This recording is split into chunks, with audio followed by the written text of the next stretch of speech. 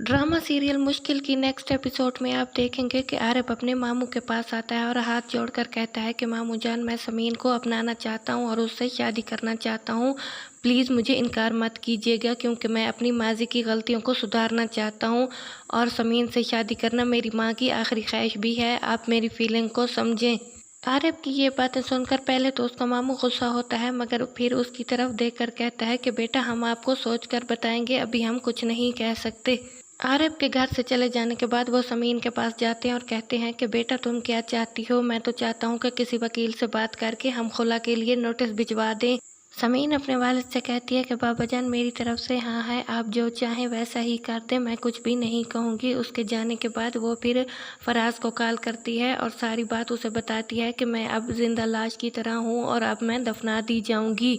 फराज तो पहले भी उसकी बातों पर यकीन नहीं करता। वो बहुत रोती है और फराज को सारी बात दोबारा बताती है, मगर फराज कहता है कि तुम पहले की तरह झूठी हो और झूठ बोल रही हो। समीन को अपने घर वालों की बहुत ज़्यादा याद आएगी और वो सोचती रहेगी कि अब वहाँ कितने खुश हैं, मगर मुझे वहाँ से निकाल दिया गया है। समीन की ये सोच देखकर उसकी बहन उससे कहती है कि तुम यहाँ परेशान हो रही हो, वो लोग वहाँ बहुत खुश रह रहे हैं।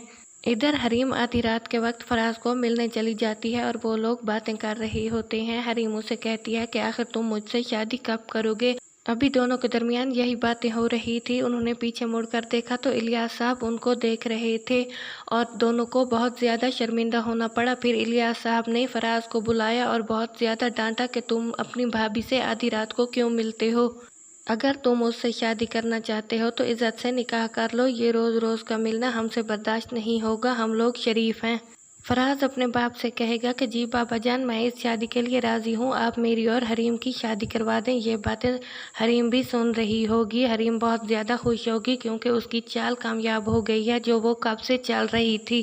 हरीम बहुत ज़्यादा खुश होगी और दिल ही दिल में कहेगी कि मैं कामयाब हो गई और समीन को मैंने हरा दिया है, मैं अपनी चाल में कामयाब हो गई हूँ।